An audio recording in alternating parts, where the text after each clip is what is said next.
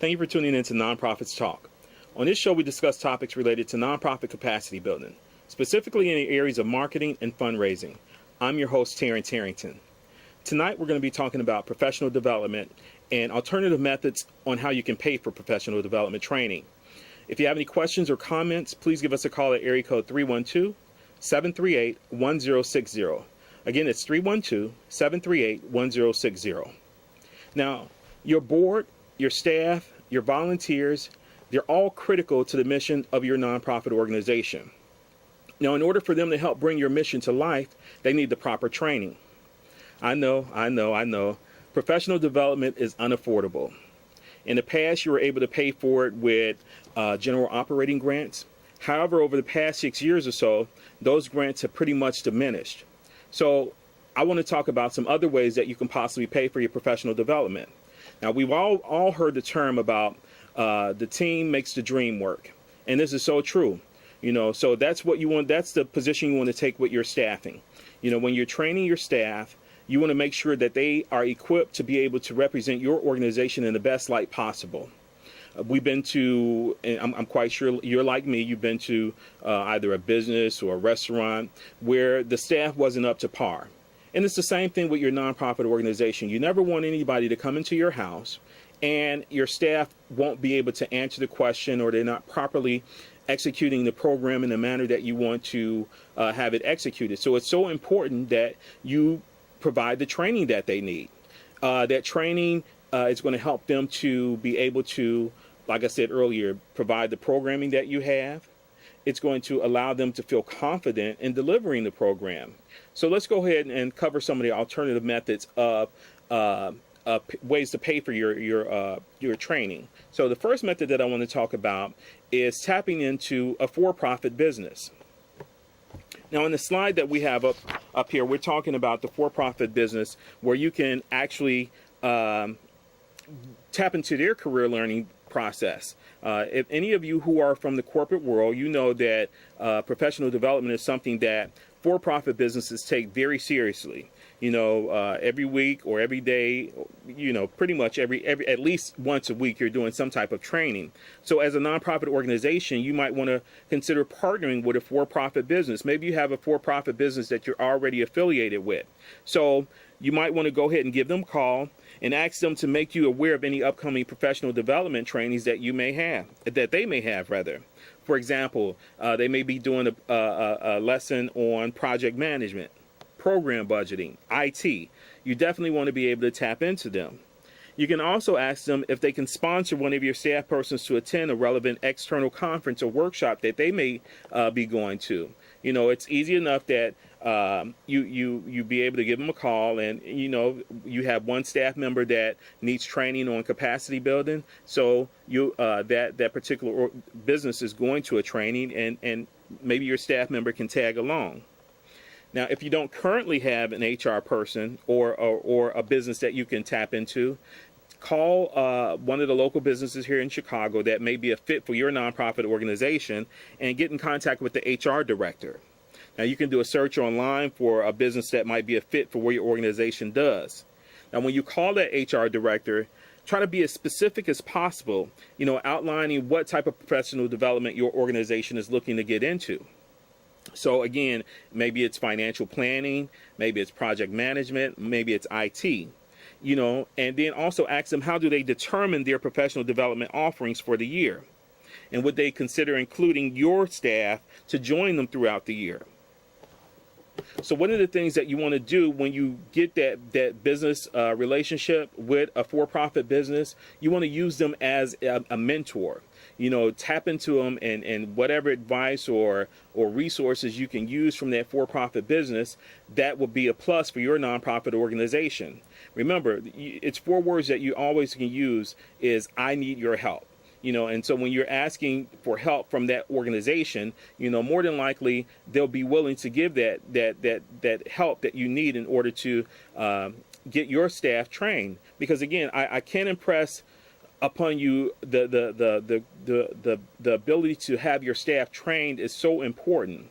So another method, and we're quite sure that you're aware of going online and looking at some of the various webinars that exist out there. So let's talk about that.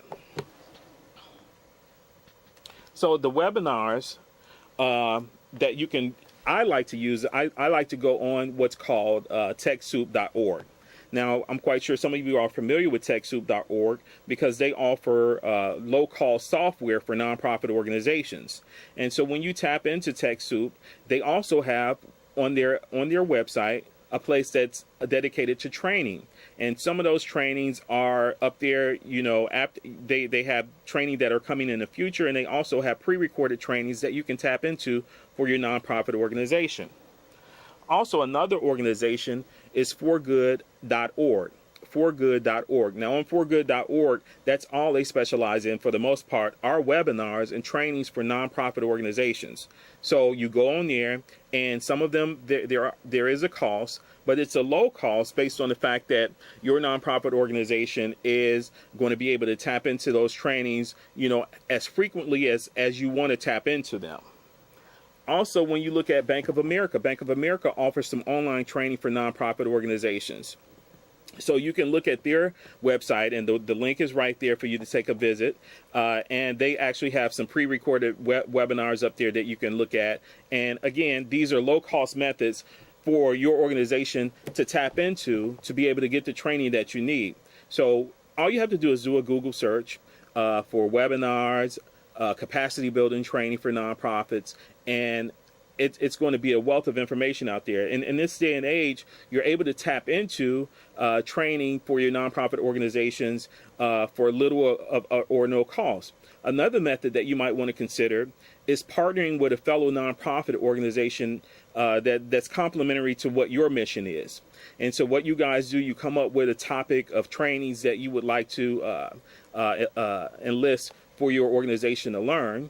And then you go back to your for-profit business. First of all, you find somebody that would do the training for you. Then you go back to your for-profit business and you ask them to sponsor that particular training. And 9 times out of 10, more than likely, that for-profit business would allow you to use their facility to record the trainings, and then also possibly give an honorarium for that particular guest speaker to come in and do the training for you. And so you record those trainings, and then you can either put them online, put them on DVD, or however you want to create that library. But that'll be a library or a tool that your staff can use for future trainings and so on and so forth. The whole point here is that you want to minimize costs as much as possible, because like I stated earlier, if your staff is not growing, if they're not being taught, you know, what the new rules and regulations are in today's the current market for nonprofits, then that would be detrimental to your organization. So these methods that I'm talking about is something that you can, you know, definitely incorporate with little or no money as far as getting your training for your nonprofit staff. So if you have any comments, maybe you all have some ideas or trainings that you're actually using today, give us a call at area code 312-738-1060. Again, it's 312-738-1060. We would love to hear about, you know, some of the things that your organization is doing.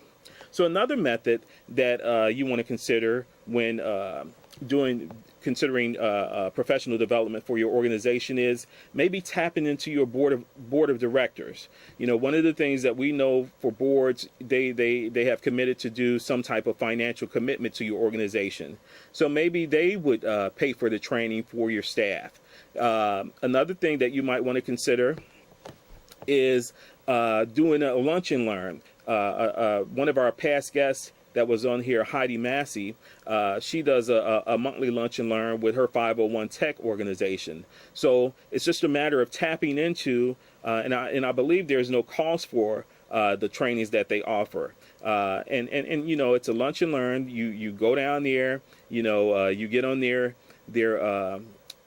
Evite list and take advantage of the trainings. And they have some awesome trainings in regards to fundraising, using technology and things of that nature to really keep your nonprofit staff up to date on what's happening in today's market.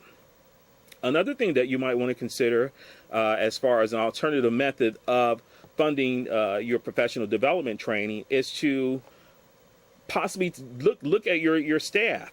A lot of our staff members, they have talents that we don't even tap into. So you pitch to, you have a session where the staff can open up and say, well, what can you train our particular organization on? So maybe somebody is good at public relations, somebody's good at web design, somebody's good at event planning, and then you allow them to provide the training for your staff. Another method that you might want to consider is allowing the staff member to pay for their own training. So if they pay for their own training, how you can possibly supplement that is maybe giving them the day off in order to attend the training. Some other methods would be, let's go to our slide. Other methods that you might want to consider, and we want to go back. Other methods you might want to consider is, lastly, tapping into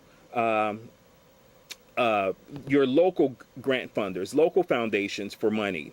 The reason that you want to tap into local foundations is because of the fact that they share the same zip code for you for the most part. And so they have a more affinity to, supporting capacity building for local nonprofits. So you tap into them, and see, you just have a conversation with them to see how can they assist you in your professional development training. And so, again, these are things that your organization can take advantage of, with little or no cost, associated with it, and again, it's just a matter of picking up the phone and doing the search for the local organizations like Chicago Community Trust, the Field Foundation, and different other organizations that you could possibly tap into. So these organizations are locally based here in Chicago, and actually we have a call. So go ahead, caller. I know some people will probably say I'm going off the deep end. On my side of the town, it seems like the number one non-profit organization they have is always seemed to be drug related. And I know somebody's making a profit out of something that's non-profit. Mm-hmm.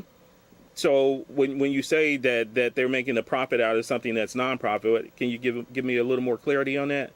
Well, I'll be straight to direct. When you look at the what you want to call the program director or the executive director, a lot of times they drive around an Escalade, and they wearing suits like these $1,500. So somebody's making money off of it.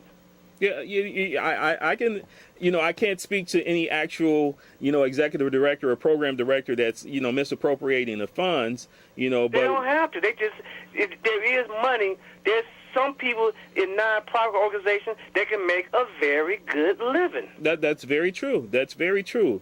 But the focus tonight, sir, is we're talking about how they can raise money in order to better train their staff.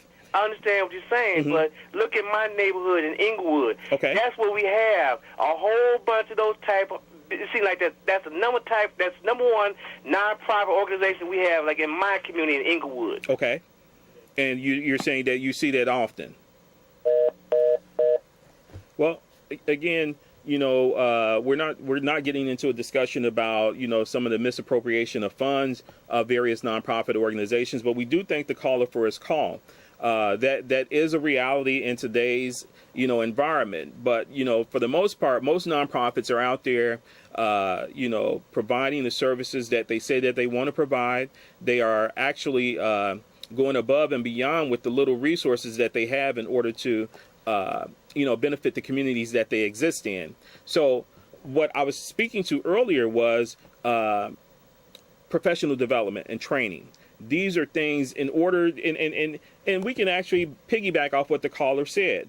That's a training issue right there. If you have a program director or an executive director who may or may not know how to properly be a good steward over the funding that the organization has, and so that's something that you can tap into. Again, a for-profit business, they do have training as far as budget management and things of that nature. And again, the board of directors, they will play a key as far as making sure that the nonprofit is fiscally and they're responsible with the monies that have been awarded and donated to that organization. So again, callers, if you're out there and you have any questions or ideas or concerns about professional development, give us a call at area code 312-738-1060. Again, that's 312-738-1060. Now, I spoke earlier about if you aren't growing, individually, then that means that the organization isn't growing. We actually have a caller on the line. Go ahead, caller. You were talking about continuing education. Yes. Now look at Haymarket. If you, let's say if you got a bachelor's degree in sociology or something like that, you got a place like Haymarket that's making money off of people that doing continuing education if they want to further themselves or they got to go some type of additional training to upgrade themselves. You got Haymarket making money off of that. Now, Haymarket, that's is that a nonprofit organization? It sure is. And it sure is. And they provide. And like I say, if you want to upgrade your skills or you want some type of certification, and they got all this type of training, they're making money off of training people. Now, they're training the community members, or are they training other nonprofit organizations? They training people. If you want to stay current, gotcha. certain skills, in order to stay in your field of work, you got to go for additional training, additional education. Continuing education, that's correct. And Haymarket is one of those places that's in the Chicago area that does it, so they're making money off of that. Got you. Thank you again for your call, caller. Again, with the organization that he's talking about, that they're providing training to individual residents and community members and constituents to better themselves. And that's exactly what I'm talking about for nonprofit organizations. You need that continuing education in order to be effective in today's market. You want to be able to communicate what your organization does. You want your staff to represent you in the best light. And in order to do that, they need the proper training. And sometimes what will happen is maybe you check the person's credentials, they got on board with you, and you haven't had the opportunity to continue to increase their knowledge and their skills. So that's what we're talking about tonight, increasing the knowledge and skills of the professionals that work. And again, I'm calling every nonprofit person that works in the organization. We're praying that you are a professional, and so you need that professional development in order to be able to bring the skills and services to your different communities that you service. So if you have any questions or comments about professional development, give me a call at area code 312-738-1060. Again, that's 312-738-1060. We're kind of winding down here, so let me go over some last minute thoughts that I have about professional development. Now, when I worked in the corporate world, again, like I told you earlier, we actually had weekly trainings, and that's one of the things that we see with grant funders in the nonprofit world, that they don't really feel that there's an overhead myth, and with that overhead myth, one of the things that they really don't like to invest in is professional development. They prefer to invest in the program development. So these alternative methods that I talked about tonight, these are some ways that your nonprofit organization can tap into training and get the skills that your organization needs in order to go to the next level. So training, when someone steps into your organization, they should know that you care before you even utter a word about the services that you offer, and they know that through how your facility is presented, and from that person that represents you. Excuse me. That person that represents you, that greets the person. So again, you want to be able to train your staff on the intake process. And sometimes we get so accustomed to doing something a certain way that we think it's the right way, and 9 times out of 10 it may not be the right way. It's just a way that we became used to doing. So that's where professional development comes in. This is one of the reasons that you want to always, have weekly staff meetings with your staff, because maybe somebody is lacking in a particular area, and they may be ashamed to even talk about their downfall as far as their shortcomings as far as that particular area that they may not understand. So if you open, your floor to suggestions from different staff members on what type of training they want to see, this will give them the opportunity to be vocal and not necessarily out themselves as far as knowing that this is an area that they lack confidence in. So again, professional development is something that you as an executive director or board members or whoever's listening tonight on this particular show, bring it back to your organization, because sometimes we don't even think about professional development. We got the job, we have the credentials to do the job, but we become stagnant because of the fact that the day-to-day operation goes on. And so therefore we have to be able to get the job done. So if you have any questions about professional development, I'm here. Give me a call at 312-738-1060. Again, going back to what I talked about with tapping into the internet, there's so many trainings that you can just take advantage of with the webinars that exist today in today's market. So you just Google, if you want to learn about grant writing, you Google it. Some of those, because that's a popular topic, sometimes there's a cost to that, but you'll stumble across one that may offer a free webinar on YouTube, and then you take advantage and you bring the staff in or the development person in to watch that particular YouTube video, and maybe maybe they'll get a pearl from that particular YouTube. And so that's one method of tapping into the free sources that you have to your organization to really invest in your professional development training. Again, I can't stress enough about partnering with the corporate world. The corporate world is possibly going to be your best friend, and I know it's like, well, how do I approach them? And maybe that's the fear that some nonprofit staff may have. Well, how do I approach a business and say, hey, I want to tap into, your training department? It's as easy as that. You call them and you say, hey, can I take advantage of some of the trainings that your organization offers? And the worst thing that they can say to you is no. And that's okay, so then you go on to the next one. Somebody eventually is going to be able to say yes to you, and then that's going to benefit your organization in the long run. It's going to benefit their company, and then it's a win-win-win all the way around. So we're pretty much done with the conversation tonight about professional development. So if you have any questions about what I've talked about tonight, or if you have any questions about our past shows, you can visit us online at www.nonprofitsmatter.org. Again, that's www.nonprofitsmatter.org. One of the reasons that we started Nonprofits Matter was the fact that people don't realize how impacted by nonprofits they are on a day-to-day basis. Nonprofits are just like air. Nonprofits are all around you, whether it's the school that your kids attend, whether it's the church you attend on Sunday, whether it's the hospital that you may have to go get stitches at, or, when you go to the museums. All of these are nonprofits. And so we started Nonprofits Matter to really, shed a light on the fact how important nonprofit organizations are to the city of Chicago. And in addition to letting people know the importance of nonprofits in the city of Chicago, we also wanted to provide capacity building services to organizations. Specifically, we're targeting community development organizations and youth development organizations to provide our workshops, webinars, and so on and so forth. So again, we thank you so much for tuning in to Nonprofits Talk.